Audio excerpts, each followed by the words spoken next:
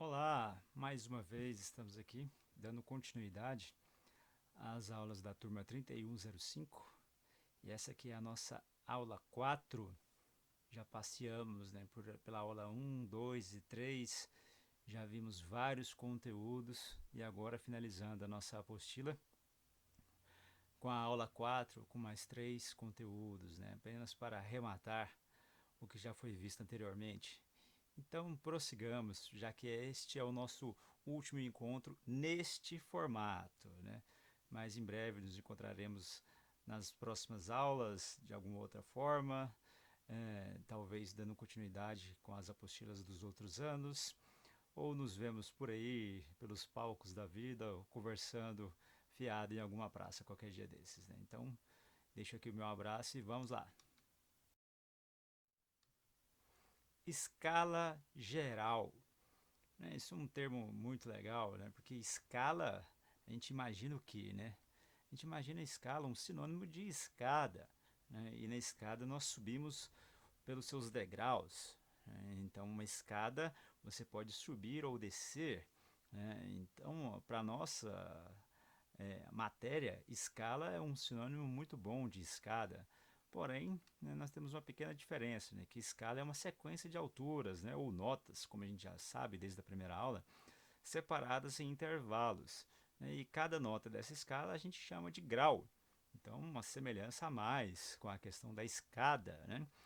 Então, por que escala geral? É uma escala que nós utilizamos como padrão para as demais escalas que com certeza estudaremos ao longo da nossa vida musical. Né?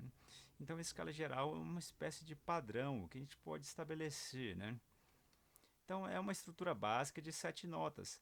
A gente está acostumado com aquelas teclas brancas do piano. A gente sempre, toda vez que vê um piano, né? Um piano de cauda, a gente gosta de chegar perto, tirar foto, né? E ver como é que, o tanto que é bonita a construção daquele móvel, né? Da madeira, da parte de ferro fundido, da placa, das cordas, enfim. A gente gosta de ver o objeto piano, né? E uma das coisas que a gente repara são as suas teclas. Então a gente vê aquelas teclas brancas do piano e algumas teclas pretas, e muita gente pensa, nossa, é nota demais. Não, na verdade, né, são poucas notas, mas elas se repetem ao longo daquela escala imensa que a gente vê, né? Aquela fileira, né, de teclas uma atrás da outra. Né? Então essas teclas nós chamamos de escala geral, a gente vai ver com base nelas. Né? Então a gente vê a escala de as teclas brancas, né, ela começa, você pode reparar que ela segue um padrão, né, de repetição. Cada estruturazinha, cada sequência tem uma certa lógica, tem uma explicação dela existir. Né? É o que a gente chama de oitavas. Então, como eu disse, né, são notas pra caramba? Sim, mas na verdade elas se repetem. Né? É uma sequência curta, né, de sete notas que elas vão se repetindo várias vezes até terminar as oitavas do teclado. Por que chama de oitava, então? Né? Porque é um conjunto de oito notas, de dó a dó. Né? Então a gente chama esse conjunto de teclas brancas de oitavas. Né? Então você tem uma oitava, repete a mesma sequência e assim vai até acabar todas as teclas do piano, né? Ou do teclado mesmo, né? O tecladinho que talvez você possa ter, ou aquele tecladinho que muita gente compra no camelódromo, né, para presentear crianças, né, aquele tecladinho pequenininho, ele também possui oitavas ou duas oitavas, né? Então é isso, aquelas teclas brancas significam as oitavas, né, que é a estrutura básica de sete notas, que são as teclas brancas do piano. As teclas pretas a gente vai ver depois, né, o que são elas, né? Então temos aqui, né, uma tecla de piano, né, a parte da cifra, né, simbolizando as notas e uma grande extensão. Né. Temos também a representação na própria partitura, a parte grave, né, com a clave de Fá, e vai aumentando a extensão, e bem no meio tem uma observação chamada middle C, né, está escrito em inglês porque foi como eu consegui essa imagem, ou seja, né, o dó do meio, numa tradução bem tosca, né, mas seria o dó central, né, que é uma tradução mais utilizada. Ou seja, Aquela posição onde você abre a tampa do piano e senta, você está de frente para o dó central, ou o dó do meio, ou o dó 3, como alguns gostam de chamar. Como assim dó 3, né? Dó 2, que é isso? Se tem o 3, tem o 2, né? Se tem o 3, pode ter o 4 também.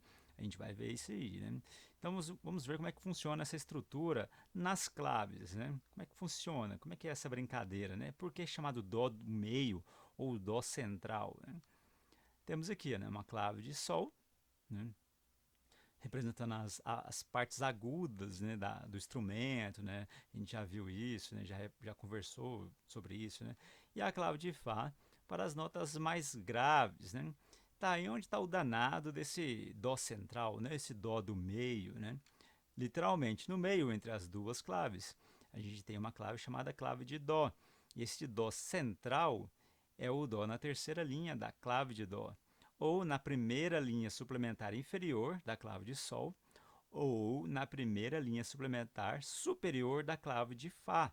Então temos esse dó central. A próxima imagem vai exemplificar bastante, né, melhor do que a minha própria fala. Então temos aí bem no centro, né, circulado, o Dó 3, e temos a oitava menos 2, a oitava menos 1, a oitava 2, a oitava 3 e por aí vai, né? Isso é da extensão do piano? Pode ser também, né? Mas tem alguns instrumentos que alcançam notas graves, instrumentos que alcançam notas agudíssimas, né?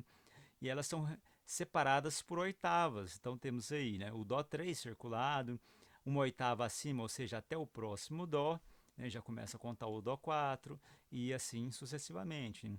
Para baixo também. Se a gente pegar esse Dó 3 e contar uma oitava abaixo, ou seja, até o próximo Dó inferior, né, ou seja, já na clave de Fá, encontraremos o Dó 2, o Dó 1, o Dó menos 1 e por aí vai.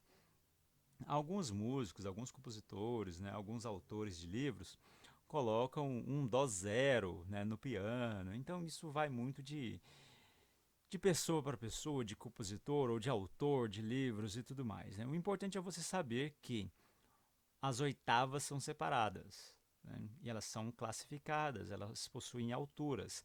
Dó 3, Dó 1, né? Então, por exemplo, o Dó 3 ele é o Dó central da clave de Dó. Né? Ele fica bem ali na terceira linha, né? E na clave de Sol, o Dó 3 ele é na primeira linha suplementar inferior. Né? E assim a gente já viu, né? Como é que funcionam as linhas suplementares. Então é isso que vocês precisam entender, que de Dó a Dó se repete, né, uma oitava, né? E ela vai mudando o seu registro, consequentemente a sua altura. Por isso que a gente chama uma oitava acima, uma oitava abaixo. Por exemplo, esse Dó 3, uma oitava acima continua sendo Dó, e uma oitava abaixo continua sendo Dó. O Dó muda de altura, de registro, mas ele permanece sendo Dó. Então vamos seguir. Sinais de repetição. Nós vimos ali agora as questões das oitavas, né, para entender onde ficará gravado esses registros que vira e mexe vamos estudar, seja no instrumento, seja no coral, com a divisão das vozes, né? Ou exercícios mesmo, a gente vai pelos registros das oitavas. Mas quando a gente estiver tocando, executando música, vai aparecer sinais de repetição. E o que é isso? Né? A minha primeira definição de sinal de repetição, ela é bem assim, digamos que pessoal. Né? Quando eu estudei isso, eu dei a seguinte definição de sinal de repetição. São símbolos utilizados para economizar papel. Desculpe a piada, mas no final das contas é isso mesmo.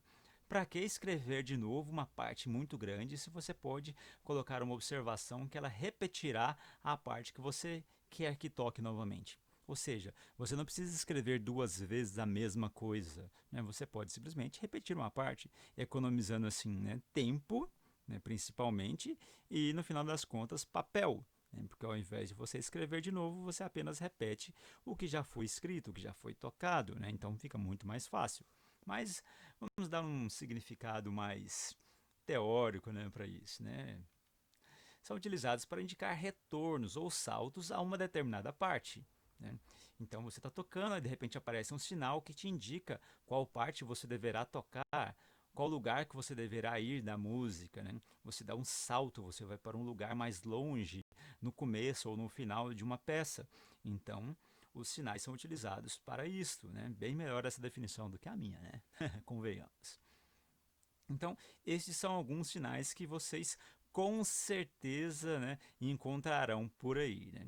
Então, são sinais, são símbolos, né, que geralmente possuem suas nomenclaturas em italiano, né? Quem for estudar música, estudar a história da música, você vai descobrir que a Itália, né, foi o berço de tudo praticamente da música, né?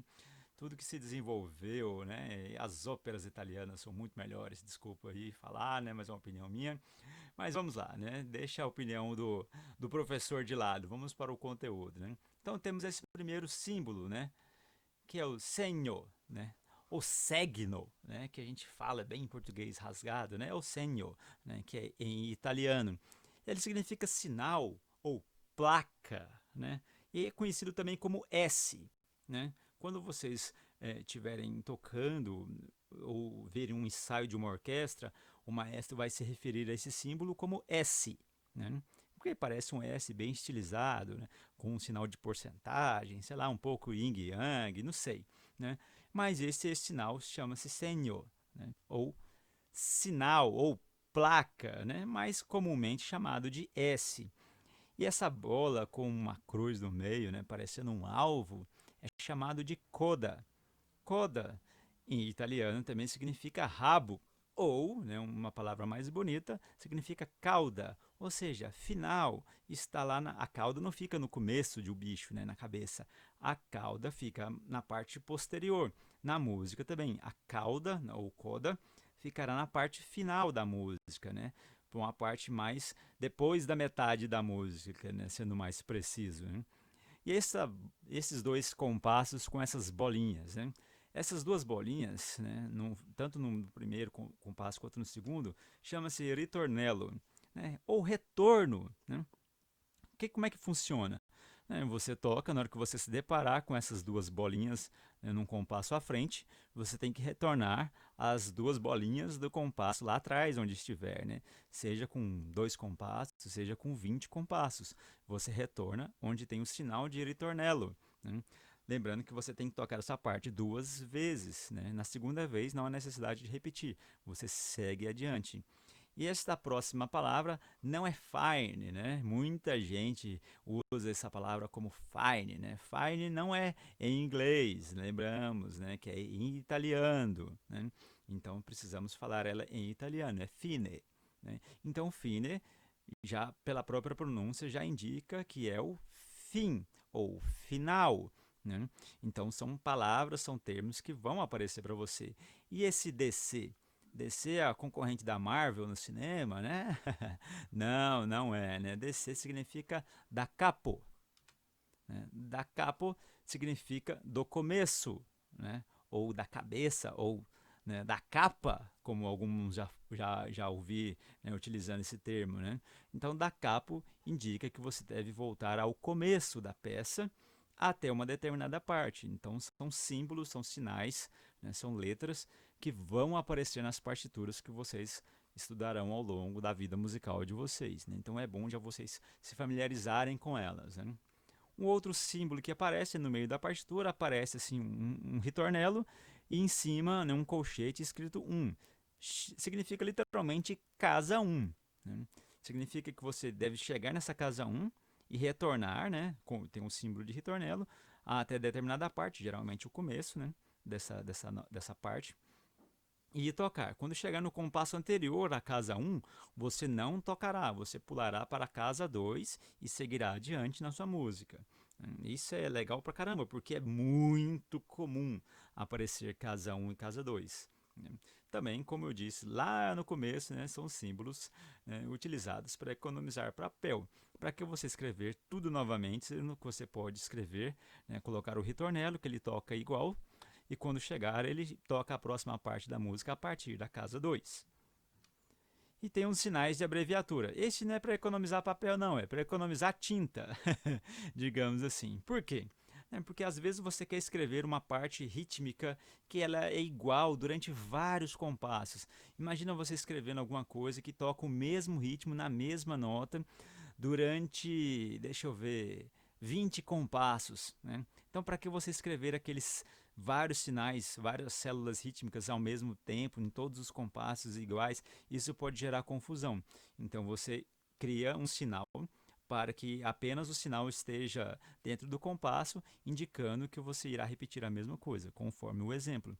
Temos então um compasso, né?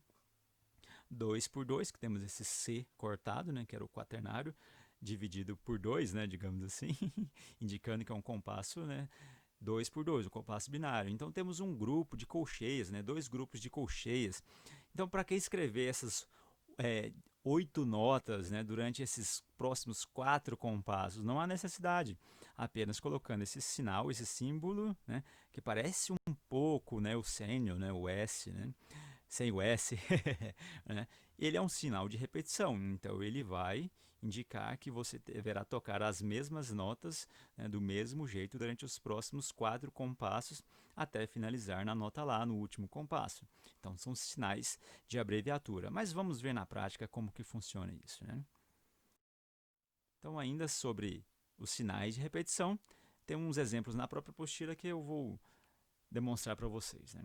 Então temos aqui, vamos analisar primeiro. Temos um compasso ternário, né, um 3 por 4, e temos 12 compassos. E temos lá no quarto compasso, né, o S, ou sênior, né? Então, aí já tem, embaixo dele tem um ritornelo, lá na frente no compasso 6 tem um símbolo do ritornelo. Lá no finalzinho, né, do compasso 9 temos o fine, né? Lá logo atrás do compasso 10 e uma barra dupla lá indicando que é um final. E lá no final do compasso 12 temos um DS ao fine, né? Então o que significa isso tudo, né? Então vamos lá, desde o compasso 1, lá no, logo depois da fórmula de compasso, indicando pela seta o que eu tenho que fazer. Eu começo a executar a música, vou pelo compasso 2, 3, 4, 5 e 6. Chegou no compasso 6, o que eu tenho que fazer? Sinal de ritornelo, eu volto até o ritornelo anterior. Então eu chego lá de volta no compasso 4. Aí eu toco o compasso 4, o compasso 5 e o compasso 6 novamente e sigo em diante. Vou para o compasso 7, 8, 9, 10, 11, 12. Opa, cheguei no 12, está escrito o quê? Do S ao fine, né? Ou seja, eu tenho que retornar ao S, né? E tocar novamente. Aí eu toco o compasso 4, 5 e 6. E alguém vai me perguntar, professor, eu preciso repetir novamente? E eu vou te dizer, depende. Depende do que? Você está tocando sozinho? Então não tem muita necessidade de repetir, né? Isso é um trecho de orquestra, então o maestro vai decidir se você vai repetir ou não, né? Então fica a critério da peça, do executante, né? Ou de quem está coordenando, regendo esta peça musical, né? Então é importante que você tem que retornar ao S e seguir, né? Vamos supor que você passou direto, então, foi para o compasso 7, 8, 9 e terminou no compasso 9. Então é assim que você lê todos esses símbolos, né? Mais um exemplo agora com sinais um pouco diferentes, né? Então temos um compasso binário, 2 por 2, né? Ah, olha só, tem um símbolo da coda lá no compasso 3, né? Então seguimos, compasso 4, 5, opa, no 5 tem lá, descer ao coda, ou seja, né, o que significa o descer? Lembra que era o da capo e o coda, né? Descer, ou seja, da capo ao coda, né? E temos agora no compasso 6 o símbolo novamente do coda e escrito, né, em letras garrafais, escrito coda, né? No compasso 6 até o 7. Então, como que funciona essa partitura? Como é que eu leria ela, né? Então, eu começo no compasso 2, no compasso 1, perdão, passo para o 2, 3, 4, 5. Na hora que eu estou tocando 5, está escrito, né, da capo ao coda. Então, o que eu tenho que fazer? Eu tenho que voltar da capo, ou seja, da capa, da cabeça, do começo, né? Ah, lá, então eu vou lá para o compasso 1 novamente, né? Toco o compasso 1 e 2, opa, tem um símbolo da coda. O que eu faço? Eu pulo, né, do compasso 2, eu já vou até o compasso 6, onde está o coda, e termino a minha peça tocando o compasso 6 e o compasso 7. Então assim funciona os sinais de repetição, né? Temos que ficar atento, porque eles nos indicam aonde deveremos ir, né? Para frente, para trás, temos que pular, temos que voltar não sei para onde, repetir tal parte. Então Como diz um candidato à política aqui no Brasil, né, chamado Emael, né, ele falava de sinais, fortes sinais, né? Então na música nós temos sinais o tempo inteiro, né? Então fiquemos atentos a ele. Agora, intervalos, né? Tons e semitons. Né? Até agora não falamos nada sobre isso. Vimos notas, vimos linhas suplementar, alturas e tudo mais, mas não falamos de intervalos, nem de tons e de semitons. Então, como que funciona isso? Né? Temos um intervalo. O que é o intervalo? É o espaço entre duas coisas. E nós estudamos música, estudamos notas, consequentemente, estudamos alturas. Então, o intervalo é um espaço entre as alturas. Né? Entre duas alturas temos um intervalo. Então, e ele é chamado de tom, que é um intervalo entre notas. Por exemplo, dó a ré é o intervalo de tom. Mas tom é um intervalo entre notas? Sim. Né? Sempre é assim? Não sei, né? Depende da nota. Por quê? Porque temos também uma coisa chamada semitom, ou meio tom, que é muito utilizado também, né? Que é o menor intervalo entre sons. Ou seja, entre duas alturas, o menor intervalo que você vai encontrar é o semitom. E isso na nossa música, né, ocidental, né? Porque na música oriental eles têm os chamados comas, né? Que é menor do que o semitom. E às vezes quando a gente escuta esse tipo de música, né, a gente acha que está desafinado, né? Mas isso é porque nosso ouvido não é acostumado. Mas voltamos ao tom e o semitom. Então, um tom ele é formado por dois semitons. Ou seja, eu tenho o tom, que é o intervalo inteiro, né, entre uma nota e outra. Mas para eu ter um tom inteiro, eu preciso de dois semitons. Então é isso que funciona. Né? Então, como eu acabei de dizer, né, cada tom é formado por dois semitons. Vamos dar o exemplo novamente utilizando o teclado. Né? As teclas do teclado, como funciona? Né? Eu tenho então a nota Dó, até o Ré eu tenho um tom. Do Ré para o Mi eu tenho mais um tom. Do Mi para o Fá, percebam que não tem uma tecla preta. Então eu tenho um semitom. Eu tenho um intervalo menor, né? Ou seja, um intervalo curtinho, né? Entre uma nota ou outra, entre o Mi e a nota Fá. Agora, do Fá para o Sol, eu tenho um tom. Olha, percebam aí no Sol, está escrito, né? Um tom. Do Sol para o Lá, eu também tenho mais um tom. E agora, do Lá para o Si, eu também tenho mais um tom. Né? E do Si para o Dó, eu tenho um semitom. Então, como nós vimos lá no primeiro slide, né, sobre as oitavas, né, e lá está escrito, né, etc. Por quê? Porque se repete de oitava em oitava. Então, novamente, do Dó para o Ré um tom, do Ré para o Mi um tom, do Mi para o Fá é um semitom. Então, lembrem-se disso, do Mi para o Fá é um semitom. Do Fá para o Sol é tom, do Sol Lá tom, Lá Si tom e Si Dó semitom. Então, nessa escala de Dó a Dó, temos dois semitons, que eles aparecem do Mi para o Fá e do Si para o Dó. Né? E cada notinha dessa aí, né, de Dó a Dó, ela recebe uma coisa chamada graus, né? Ou seja, tem graus, a gente lembra dos degraus da escada, temos o primeiro degrau, o segundo, e aí vai, né? Depende do tamanho da escada. A nossa escada, né, de música, né, a nossa escada de alturas, ou seja, nossa escala com os seus graus, né, são 7 notas, 7 graus. Né? Então, cada nota recebe um nome e sua posição indica um grau. Olha, que bagunça é essa, né? Que termo confuso é esse que eu acabei de usar, né? Vamos lá. Né? Olha só que legal. Então temos um em algarismo romano, né, significando os graus. Então temos o primeiro grau, o segundo, o terceiro, o quarto, né, o quinto, o sexto, o sétimo e o oitavo. Olha só, de dó a dó, né, o primeiro grau é o dó, o segundo grau é o ré, o terceiro grau é o mi. E perceba que os dois quadradinhos estão juntos agora, né? Do mi para o quarto grau, o fá tá juntinho por quê? Porque significa um semitom, né? E do Fá para o Sol, né, o quinto grau, né, temos um tom. Do quinto para o sexto também temos um tom. Do sexto para o sétimo também temos um tom. E agora do sétimo grau para o oitavo grau temos um semitom. Então essa disposição de tons e semitons, né, ela segue para todas as alturas que você quiser imaginar, né, na música. Então do primeiro para o segundo, né, Dó, Ré, temos um tom. Ré, Mi, também temos um tom. Mi, Fá, temos um semitom, ou seja, do terceiro para o quarto temos um semitom. Do quarto para o quinto, temos também um tom. Quinto para o sexto, tom. Sexto para o sétimo, tom. E do sétimo para o oitavo, lembram-se? Era semitom. Então temos um semitom.